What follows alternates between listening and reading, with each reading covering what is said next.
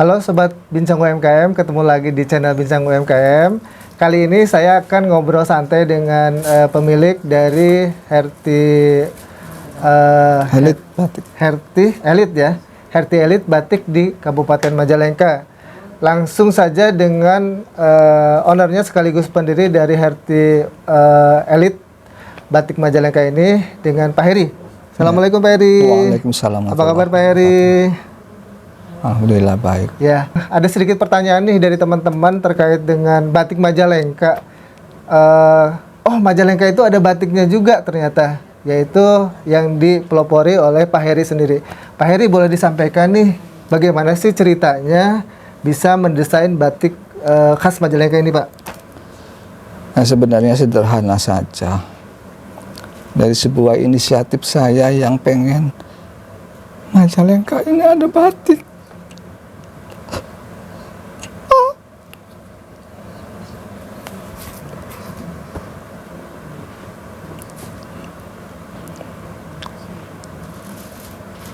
Jadi prihatin ya Pak ya, dengan Majalengka yang waktu itu belum ada batik, sehingga memunculkan keinginan Pak Heri untuk membuat atau mendesain batik khusus Majalengka ya Pak ya. Nah, sebenarnya sih beliau itu asalnya bukan dari Majalengka, dari Indramayu ya Pak ya. Betul. Dari Indramayu, cuman menikah dengan orang Majalengka nih teman-teman. Nah, atas dasar itulah, atas kecintaan tersebut, Pak Heri akhirnya meng-create sebuah batik yang memang khusus itu batik Majalengka ya Pak ya. Betul. Itu tahun berapa Pak Heri kalau boleh tahu? Inisiatif saya itu tahun 2000-an. 2000 ya teman-teman. 2000-an. 2000 berarti udah 13 tahun Pak Heri berproduksi, 23 tahun ya, memproduksi batik Majalengka ini Pak. Nah, awalnya seperti apa sih Pak keinginan untuk membuat batik Majalengka ini? Ya, saya tertarik dengan sebuah peluang, sebuah situasi kondisi bahwa saya ternyata ditakdirkan untuk punya keluarga di Majalengka. Ternyata di Majalengka ini kan sama sekali tidak punya budaya batik waktu itu. Akhirnya saya berpikir, alangkah baiknya kalau saya ini ada kegiatan action untuk memberikan kontribusi kepada daerah Majalengka ini, gitu. Karena paling tidak ya saya juga bisa mengetahui tentang batik ini, karena saya lahir di sentra batik wilayah Indramayu, itu wilayah Poman namanya. Itu terus saya kan sering berkeliling di kota-kota yang memang sebenarnya sentra batik juga, di Pekalongan, di Jogja, di Solo. Itu jadi batik itu sudah merupakan sebuah identitas bagi saya dan bagi kehidupan saya. Sehingga saya dari kecil itu sering melihat proses produksi batik dari rumah juga. Akhirnya saya sepertinya diajarin dan seahli sepertinya, terutama karena memang berseimbang dengan hobi saya adalah seorang pelukis. Itu saya senang gambar, senang membuat desain-desain motif, sehingga seperti seimbang antara batik dengan hobi saya membuat motif-motif itu. Oke, berarti memang latar belakang Pak Heri itu adalah seorang pelukis ya Pak ya? Ya. Pelukis atau seniman lah? Seniman lah bisa dikatakan. Ya betul, seniman. Ternyata dari bakatnya beliau sebagai seniman itu, akhirnya beliau membuat corak atau motif batik khusus Majalengka ya Pak ya? Betul. Nah, dengan adanya keinginan tersebut, apa sih yang Bapak lakukan waktu itu Pak? Kan Bapak tuh pengen banget nih membuat batik yang memang ciri khas Majalengka. Kalau sekarang kan yang ngetrennya batik Cirebon, batik Trusmi, batik yang lain lah, Keratonan dan lain sebagainya, pecinan ya Pak ya? Ya. Nah, apa sih, karena kecintaan beliau ini terhadap Majalengka, belum ada batik khusus Majalengka, akhirnya beliau membuat batik Majalengka. Nah, kalau boleh tahu Pak, batik Majalengka itu apa sih yang membedakan dengan batik Cirebon lah, yang dekatnya atau Indramayu? Sebenarnya kalau secara prosesnya tidak terlalu jauh beda ya. Yang membedakan itu yang jelas adalah motif. Karena di dalam motif itu ada khas, ada filosofi di situ ya. Jadi itu yang sangat membedakan sekali. Contoh di Cirebon kan tidak mengenal yang namanya kota angin, Iya, betul, betul. tidak mengenal yang namanya rambut kasih, Ya, tidak ada Cirebon. Ya, walaupun Indramayu Kota Mangga juga tidak mengenal ada motif gedung gincu, kan nggak ada itu. betul, betul.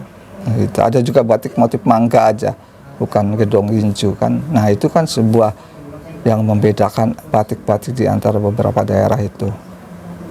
Makanya saya tertarik untuk mengkondisikan itu sebagai ikon khas, ikon atau khas daerah Pemda Majalengka ini. Hingga mudah-mudahan ke depan itu saya pengen ibaran batik itu tetap eksis, tetap bisa memberikan nilai tambah pada semuanya, baik kepada diri saya dan kepada masyarakat Majalengka umumnya. Begitu.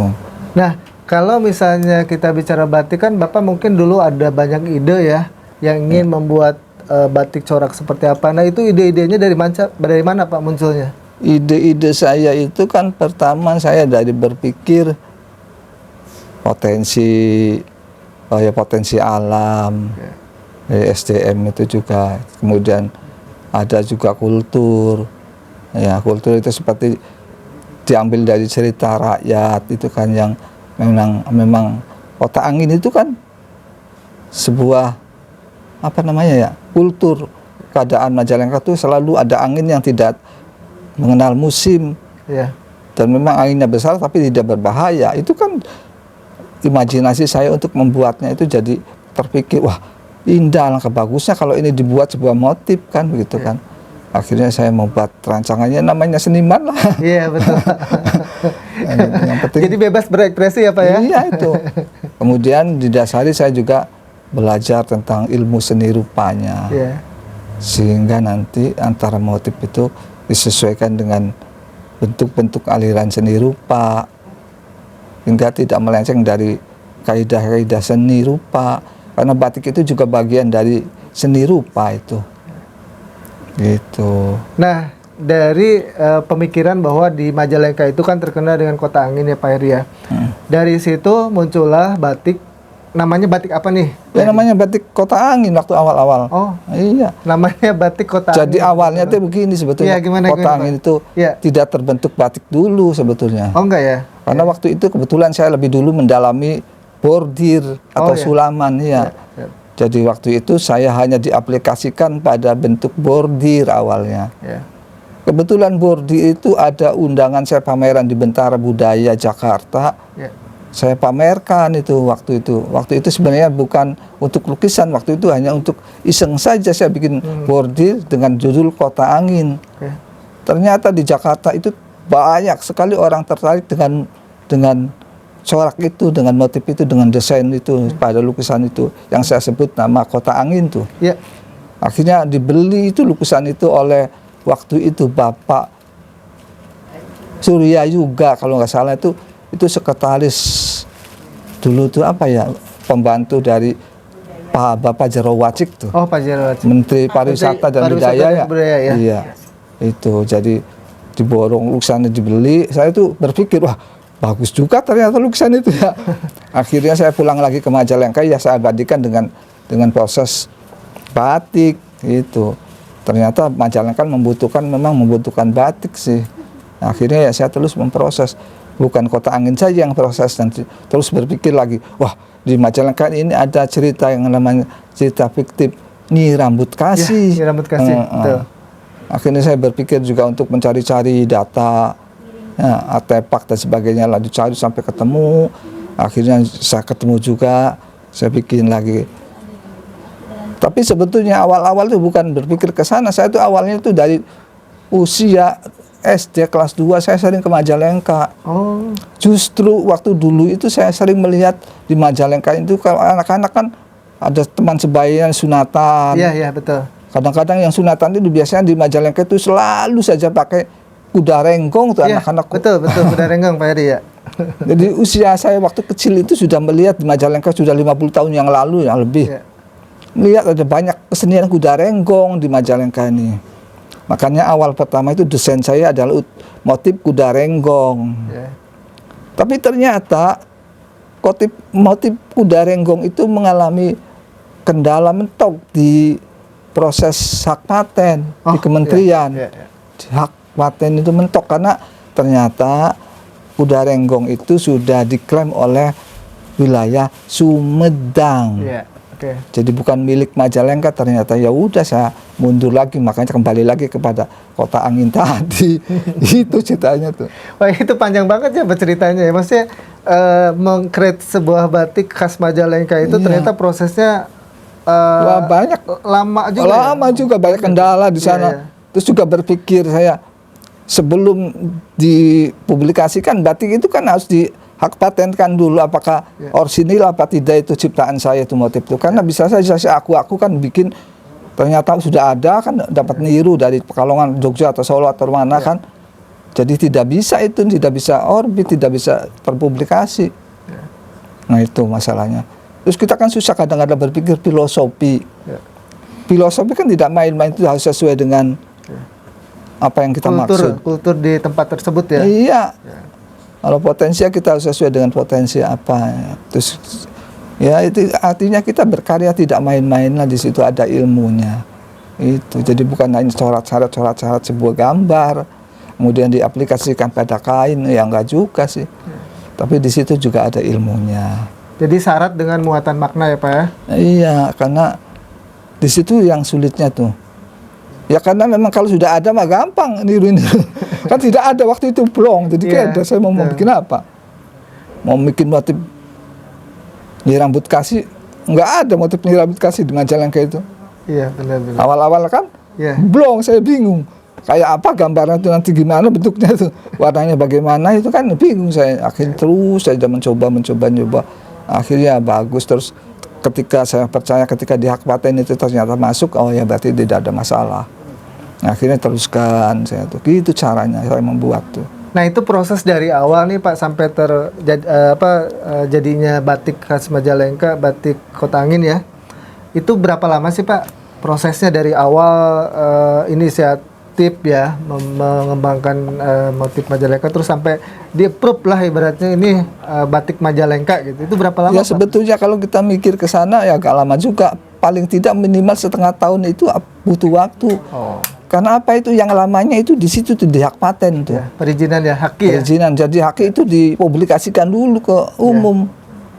Ya ke publik supaya apakah benar itu batik itu orsinil atau memang dapat tiruan atau gimana kan gitu kan. Kalau ada yang sama sedikit aja balik lagi itu tidak bisa diproses. Nah contoh aja gini ya, satu contoh. Saya pernah disarankan oleh Kementerian UKM di pusat. Pak Heri kalau usaha itu mestinya harus ada logo. Iya, betul. Saya ini kebetulan waktu itu kan dapat namanya Herti Elite. Herti Elite kan saya waktu itu memang dituntut oleh Pemda Majalengka untuk melegalitaskan sebuah nama usahanya. Nah waktu itu saya meminta bantuan kepada ini siapa sih? Ibu Iis tuh. Bu Iis. Notaris ya. Notaris. Notaris yang di Majalengka, Ibu Is namanya, nggak tahu panjangannya, lupa lagi saya. Nah waktu itu saya bingung karena waktu itu nggak ngerti saya apakah ternyata syaratnya harus ada nama. Pak Iri ini namanya ini mau dibikin apa ini, apa legalitas usahanya? Ya udah CP aja Bu. Waktu pertama saya mau bikin legalitasnya dengan CP. Namanya apa Pak Iri? Saya kayak nggak punya nama. Saya kan punya anak dua, jadi ya udah anak saya aja namanya Herti dan Elite. Ya udah Pak, bagus katanya. Jadi namanya Herti Elite itu dari nama anak saya yang dua. Oh jadi sebenarnya brand Herti Elite itu adalah dua anak Pak Heri. Ya Herti itu anak saya yang kecil, nama Herti itu singkatan sebetulnya. Saya disebut Heri. T-nya itu dari istri saya, Sayuti Uti disebutnya. Ya itu teman-teman ya, ternyata namanya unik juga ya. Herti itu. Nah kalau Elite-nya itu nama asli anak saya juga yang besar, namanya Elite Jarasuda Al-Haq. Tuh, jadi diambil Elite-nya aja. Sekarang ya alhamdulillah anak itu sudah menjadi seorang sarjana. Ya alhamdulillah. Ya. Nah Pak Heri, proses itu kan mungkin banyak sekali perjuangan yang Bapak lakukan ya. Iya. Suka dukanya apa sih Pak membuat batik khas daerah suatu daerah gitu. Banyak sekali suka dukanya itu. Karena apa? Majalengka ini kan bukan daerah budaya, daerah bisa disebut agraris. Ya. Jadi di daerah lingkungan saya itu kan buruh tani sifatnya itu kan kebanyakan ya. Sedangkan kalau namanya batik itu kan ada unsur budaya seni. Ya, betul. Nah, di situ masalah. Orang tani totok suruh bisa bikin batik, suruh gambar-gambar, wah ya sangat berat itu. Iya, ya betul. Artinya di situ butuh proses pembelajaran. Tidak sedikit waktu proses pembelajaran untuk membentuk orang-orang bisa melakukan pekerjaan membatik itu kan perlu waktu lama. Makanya saya dulu itu pernah mengadakan kegiatan yang namanya kegiatan pemberdayaan, nah kalau bisa disebut mah. Saya juga melatih banyak orang untuk bisa membuat batik. Dari 50 orang yang saya latih juga, yang saya didik juga belum tentu 5 orang itu bisa jadi itu. Belum tentu itu. Belum tentu ya. 2 orang udah jadi aja sudah luar biasa itu. Itu. Nah, saya mencoba waktu itu berjuang itu. Dengan dana waktu itu bagaimana? Ya dana alhamdulillah mandiri, saya sendiri waktu itu juga seorang penulis buku. Oh, Buku-buku desain motif, desain busana, desain batik, desain bordir. Nah, dari situlah, dari royalti buku itu saya itu sebagian saya lakukan untuk kegiatan tadi pemberdayaan masyarakat di bidang bordir, di bidang batik. Cuman Allah belum memberikan jodoh, mungkin jadi sampai detik ini ya belum terlalu eksis banget untuk mengkondisikan adanya sentra yang sesungguhnya. Karena apa? Karena keburu digempur oleh banyak pabrik. iya betul. Pabrik itu membuat orang itu menjadi gimana? Jadi tertarik untuk masuk ke pabrik yang berbondong-bondong karena instan. Iya betul. Pabrik itu kan tidak membutuhkan suatu skill yang khusus. Asal ada ijazah umpamanya atau asal ada kemauan, niat yang sungguh-sungguh bisa masuk. Terus masalah yang kedua, kan pabrik itu kan kadang-kadang upahnya kan lumayan. Ya. Kalau kita batik ini kan upahnya dari jual batik. Jual batik orang Majalengka tidak ngerti batik.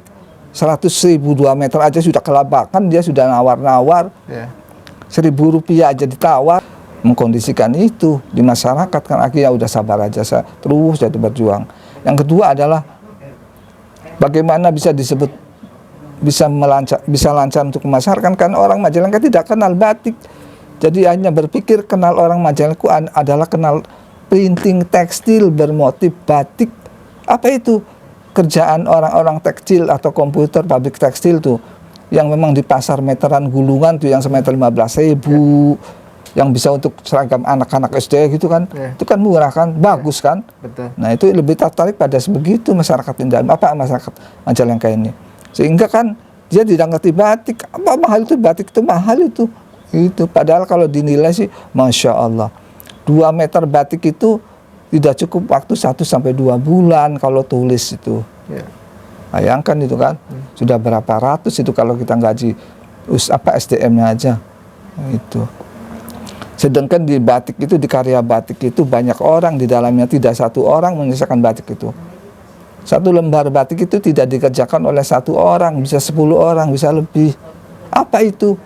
Ya dari awal ini prosesnya rancangan atau disebut isen-isen bahasa batiknya tuh. Merancang, membuat motif. Yang disebut yang kedua adalah isen-isen. Isen-isen itu dari mulai sketsa tadi dimulai ditorekan lilin. Dari mulai torehan lilin itu baru diisi lagi dengan variasi. Nah, setelah variasi baru dibentuk juga pencelupan warna. Itu kan dari satu pekerjaan ke pekerjaan itu membutuhkan orang yang khusus, ahli khusus itu. Jadi tidak satu orang. Nah, kemudian dari pewarnaan itu ada lagi, kalau kita pengen warnanya lain-lain lagi kan ditutup lagi, dicelup lagi, diwarna lagi, dibuka lagi, dirorot istilahnya. Kemudian ditutup lagi, dicelup lagi, dibuka lagi, sampai akhirnya yang terakhir jadilah sebuah lembaran kain batik. Tidak cukup dengan itu, diberesin. Batik itu yang uniknya juga begini. Ambillah satu motif umpamanya ya. Ya. Satu motif itu bisa berkesan lain, A. Oh, Ya iya, karena bisa dibikin bentuk warnanya yang berbeda. Ketika warnanya berbeda aja sudah lain bentuk kesannya tuh. Jadi kan menimbulkan keselera lain. ya, ya. Itu masalah susahnya tuh. Jadi kita kan harus membuat banyak macam-macam pola, macam-macam variasi. Ya untuk apa? Untuk memenuhi selera pasar. Ya. Iya kan? Ya kita juga membuat sebuah karya itu kan kira-kira harus disukai orang. Nah kalau saya jujur aja teman-teman nggak ada bakat deh apa membuat batik, kayaknya pusing banget nih. Pak Heri kan basicnya memang seni rupa Seni ya, rupa, seniman. Jadi kalau seniman itu daya imajinasinya itu luar biasa ya. Ya Pak nggak Heri tahu, ya. mudah-mudahan itu. Iya. Alhamdulillah. Ya, beliau itu daya imajinasinya luar biasa membuat batik ya. Pak Heri punten, kalau batik Majalengka itu ada berapa motif nih? Sekarang ini kayaknya lebih dari 20 motif ya. Wah, 20 motif, banyak banget. Ini yang di belakang saya nih. Ya. Oh ini? Iya, semuanya batik Majalengka. Oh batik Majalengka ya, motif Majalengka. Dan ini semuanya udah dipatenkan?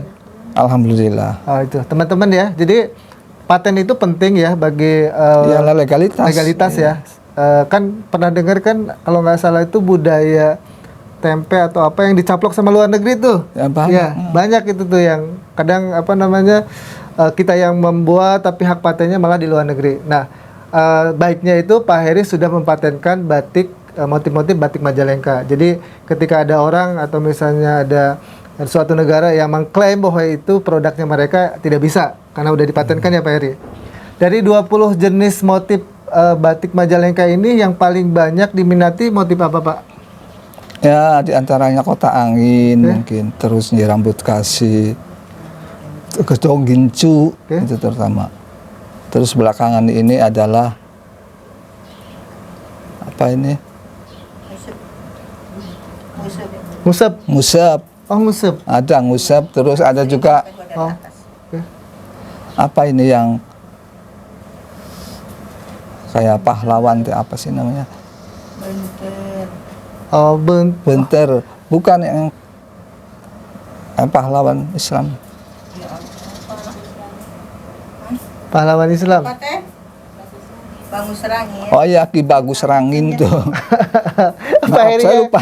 Pak Heri aja Saya lupa, sampai maaf. bingung teman-teman karena Ya, banyak saking sekali- banyaknya saking saya banyaknya menciptakan motif batik ya. Jadi ada sekitar 20 motif batik Majalengka. Bahkan saya sungguh bukan hanya menciptakan untuk Ya. Majalengka, diminta juga untuk yang lainnya. Oh, Gitu. jadi selain di Majalengka ternyata Pak Heri itu banyak diminta apa namanya untuk membuat batik di Khas yang lainnya ke daerah lainnya. daerah lainnya. Itu ya teman-teman. Jadi ada 20 motif batik yang ada di belakang ini adalah motif khas Majalengka. Jujur aja, saya sebagai orang Majalengka belum pakai batik Majalengka. Jadi sekarang mungkin saatnya teman-teman yang khususnya orang Majalengka sudah apa ya cinta dengan produk dari Majalengka khususnya batik. Itu ya. Nanti Iya, saya coba beli deh untuk apa motif Majalengka karena saya kan kadang bangga dengan apa ya batik dengan tetangga sebelah lah. Oh ya motif ini. Padahal sebenarnya di Majalengka sendiri ada motif yang luar biasa keren sebenarnya. Nah Pak Heri, kalau untuk batik sendiri itu ada berapa cara sih Pak? Ada batik tulis, ada batik cap. Kalau di Jadi sini kalau sendiri apa? Kalau sekarang ini alhamdulillah perkembangan batik itu sudah mulai membaik ya secara teknis. Selain dari tulis itu kan sekarang sudah mulai ada motif perkembangan ecap. Oke. Kemudian juga ada juga perkembangan yang masih mengarah kepada nilai batiknya itu dengan printing malam. Oke. Printing malam itu semacam sablon, tapi persoalannya cantingnya itu diganti dengan screen, dengan lilin yang dicairkan. Kalau selama ini kan lilin yang dicairkan itu dengan lilin panas namanya, Ya. dengan canting itu kan lilin panas. Kalau dengan printing malam itu istilahnya dengan lilin dingin. Jadi malam itu atau lilin itu dijadikan bubur tuh kayak cat. Kemudian ditaruh di screen baru diulas Oh, ya. ya. Jadi Kayak sablon ya? jadi Ya. bentuk tidak pakai canting. Ya. Ini langsung pakai screen gitu, mirip sablon. Mirip sablon ya teman-teman. Jadi banyak sebenarnya metode Teknik pembuatan- sekarang. Iya, Iya. pembuatan batik. Tapi dulu banget itu Pak Heri membuat Tradisional batik itu sifatnya. adalah di Canting. canting, Iya. ditulis ya. Ditulis, kalau paling tidak dibantu dengan cap tembaga tuh, dicap untuk memudahkan sedikit lah, Ya. memudahkan proses. Ya. Itu teman-teman. Jadi sekarang ini udah teknologinya sudah berkembang sehingga Iya. batik pun banyak metode untuk pembuatannya ya. Bahkan sekarang ini Ya. sudah lebih hebat lagi adanya printing tekstil atau digital printing untuk batik, jadi udah luar biasa cepat. Ya. Untuk bisa mengambil motif tulis itu persis sama dengan tulis itu, mirip bener sekarang tuh dengan digital itu. Kita printing ya. Cuman ya memang kualitas beda. Cuman karena memang orang kita yang tidak mengerti itu ngelihat gambarnya aja. Ketika ada kain ada motif di kain, gambarnya itu oh batik disangkanya tuh. Ya. Padahal belum tentu itu batik. Ya. Nah, itu. nah sekarang Ya. kadang-kadang kita tidak bingung apa sih arti batik itu, gimana sih yang disebut batik itu. Begini gampang aja. Ya, gimana Pak? Kalau proses itu tidak ada perintah warnanya dengan lilin, itu bukan batik. Itu sepakat itu, pendapat itu disetujui oleh pusat juga, Oke. oleh Yayasan Batik Indonesia, oleh semuanya lah. Nah itu sebuah aturan yang turun kepada semuanya. Gitu. Karena Pak, sekarang ini banyak apa ya istilahnya, banyak pedagang atau pengrajin batik yang nakal. Apa sebabnya? Sablon, kemudian tekstil printing disebutnya batik, ya kan? Jadi harganya murah seolah-olah itu batik tulis, Ya. padahal itu bukan batik. Saya ikuti keinginan mereka, kemudian alhamdulillah batik itu bisa populer di sana. Bahkan yang pernah banyak memesan itu antaranya Jepang, iya untuk khas daerah apa, maaf dan negara, Ya. iya alhamdulillah banyak banget itu pesanannya. Itu terus Rusia juga pernah.